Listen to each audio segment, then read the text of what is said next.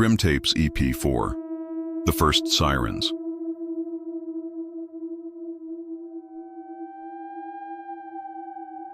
I didn't notice the first sirens. They started around 4 a.m. low, distant, barely cutting through the hum of the fridge and my late-night playlist. I thought it was a car crash, maybe a fire. Cities always make noise, even when they're falling apart. It was the power outage that made me look outside. The entire block had gone black. Every porch light, every neon sign, gone. Just the moon and blue lights flashing against the walls of dead buildings. Then I heard the helicopters. I lived on the third floor of an old brick apartment in Southport. Overpriced, creaky pipes, landlord who never fixed anything. I pressed my forehead to the window. That's when I saw the first one. A man stumbling down the middle of the street, barefoot, bleeding. Neck twisted too far to the side. He didn't move like someone drunk. He moved like his bones were breaking from the inside. And behind him, another and another. A woman in a hospital gown, dragging something that looked like an arm, not hers. I opened my phone. No signal. I checked the emergency alert system. Nothing.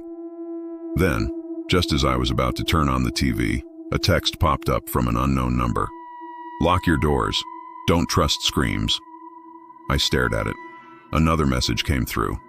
If they look human, they're not. Then my upstairs neighbor started pounding on the floor above me. Fast, panicked.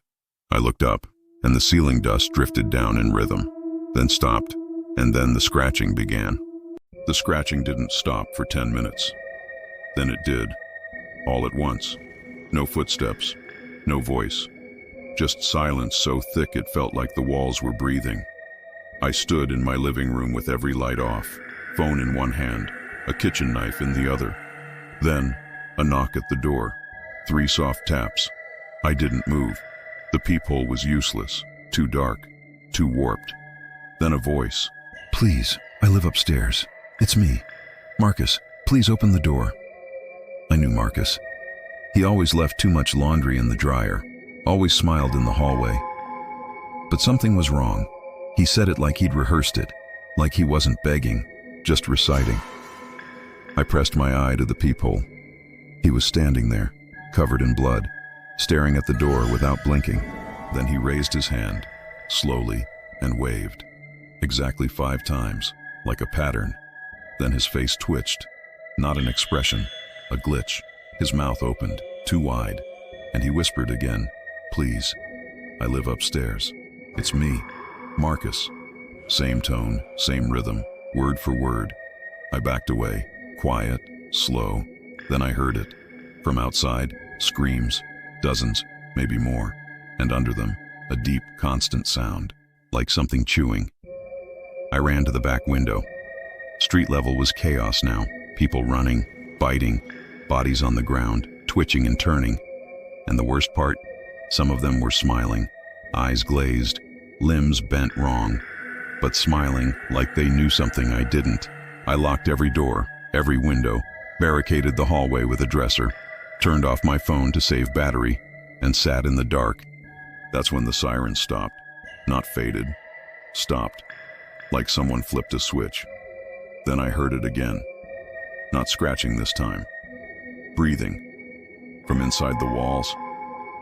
By the second night, I stopped looking out the window. There was nothing out there I wanted to see. No help. No order. Just screaming. And whatever came after the screaming. I rationed everything. 2 bottles of water a day. Half a protein bar in the morning. 1 spoon of peanut butter at night. The tap water came out brown.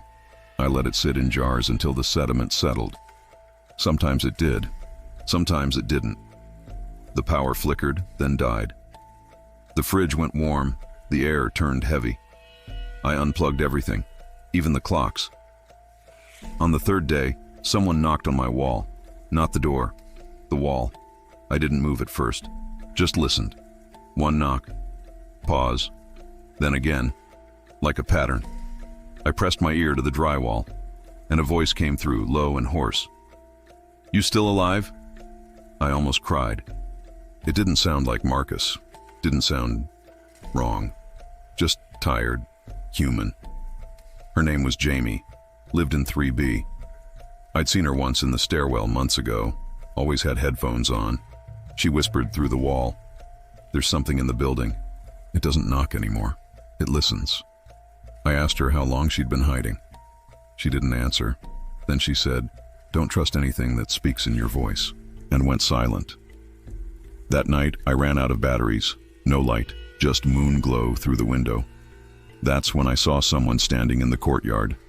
Still, face turned up toward my window, arms at their side, just standing, for hours. Around 3 a.m., I heard footsteps outside my door, then a soft knock, and my voice. "It's me. Open up. I found water."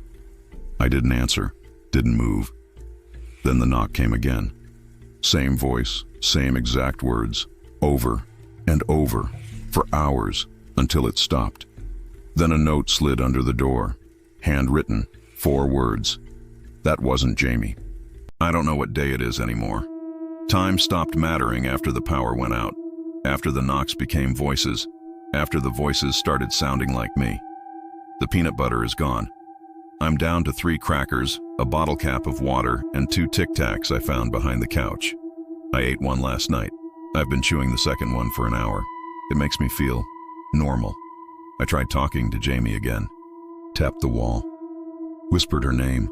No reply, only breathing. Low. Heavy. Like someone sleeping right behind the drywall. I don't think it's her. I don't think she's real anymore.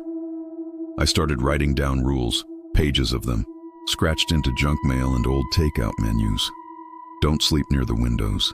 Don't talk if it talks first. Don't look into your own eyes in the dark. Don't answer your own voice. Don't trust the mirror. The mirror in the bathroom hasn't reflected anything in days, just static, like a broken TV. Sometimes, I think I see my back in it. I'm leaving. Can't stay here. Walls are closing in. Smell is worse. Mold, old food, blood. Where did the blood come from? I'm building armor, taped old magazines to my arms, wrapped newspapers around my legs. It crinkles when I move, but I feel protected. Every headline is about things that don't matter anymore. Stock market collapse. New flu variant found. Celebrity divorce shocks fans. None of it means anything. Not now. I made a shield out of a pizza box, stuffed it with junk mail and duct taped a frying pan to the front. It feels heavy. Solid. I sharpened a broom handle into a point, taped a steak knife to the end. It wobbles, but it'll have to do. Tomorrow I open the door. I don't care what's out there, because I'm more afraid of what's still in here. The door groaned when I opened it. Just a little.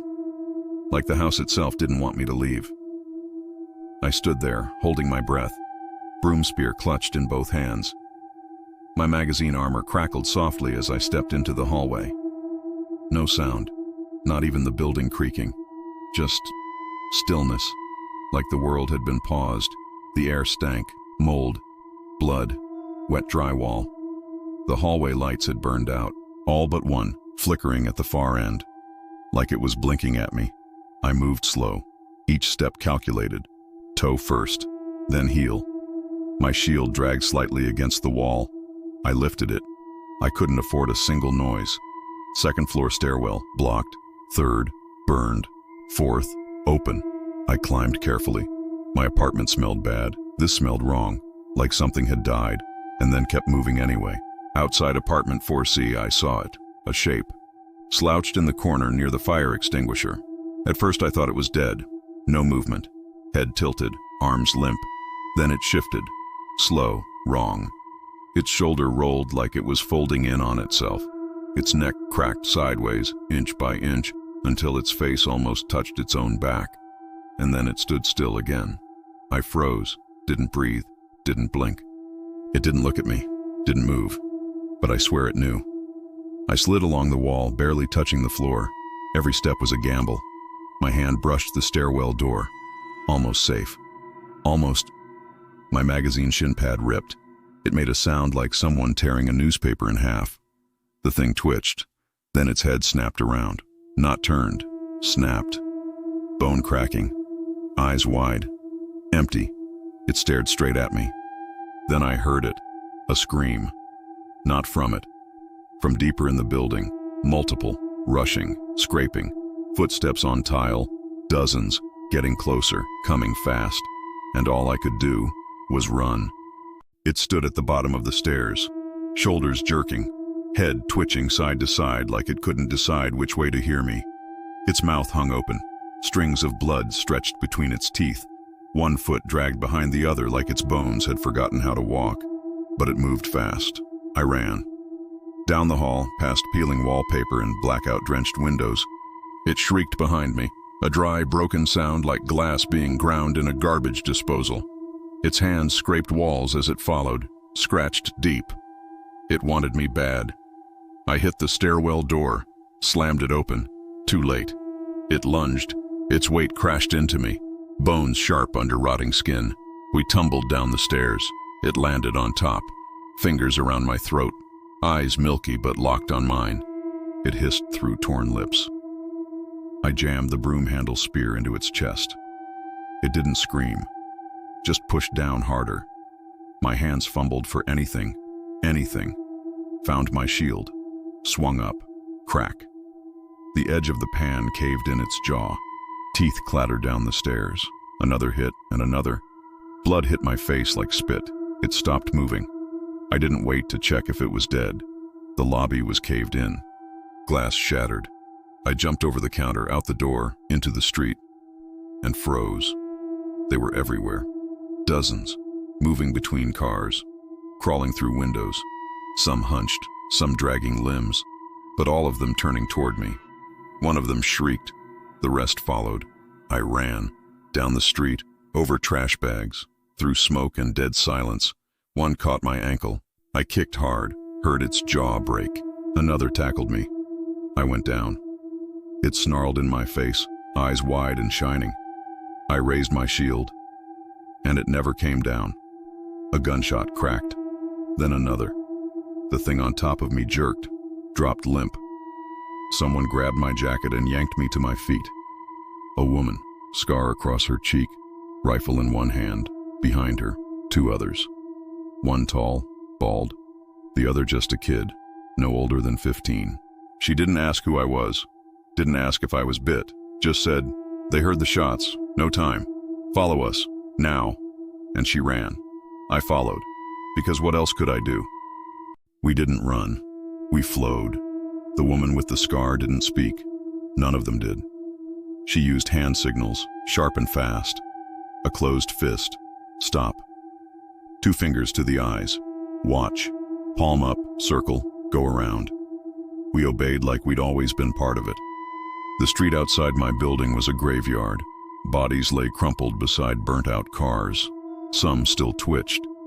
One stood in the middle of the road, motionless, head tilted slightly, like it was listening. We moved single file through a wrecked laundromat, out the back, into a narrow alley reeking of mold and copper. The scarred woman pointed up.